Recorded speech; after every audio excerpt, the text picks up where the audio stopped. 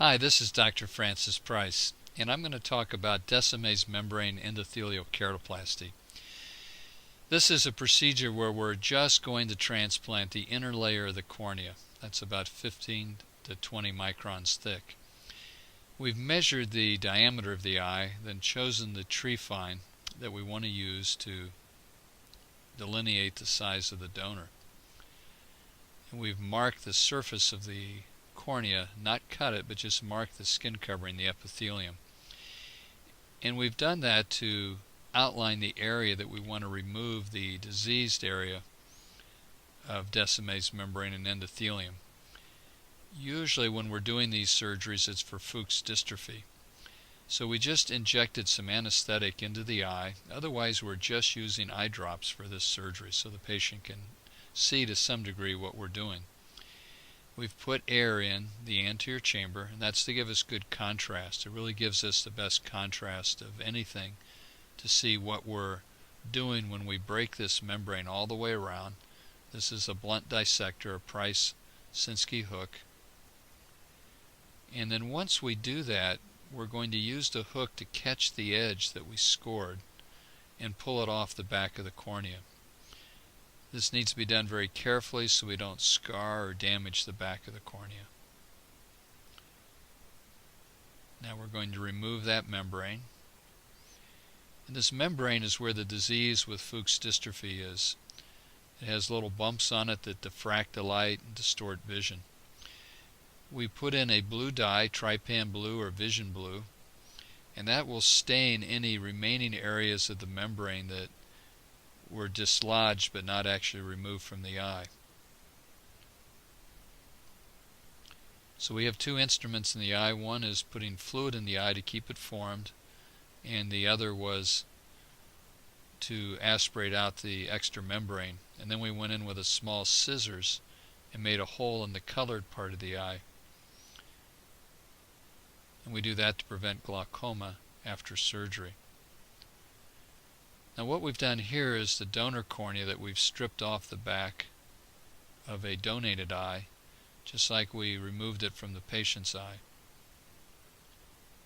We've cut it with a trypan, the same one we marked the patient's eye with, to the desired diameter. And we put the blue dye on it as well so that we can actually see it when we place it in the patient's eye.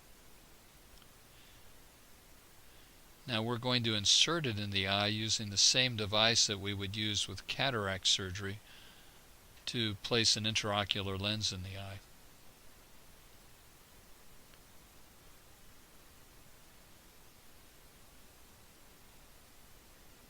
So we're going to inject it in here.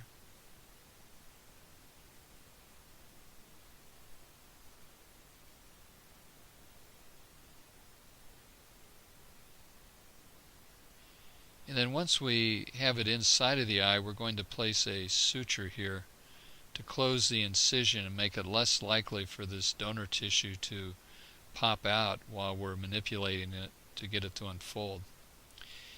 Now we have a cannula in the eye, and this is injecting short bursts of balanced salt solution, and we're going to get the tissue to unfold.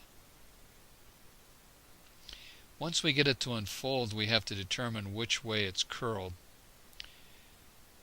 One side has the endothelial cells on it, and the other side has Descemet's membrane.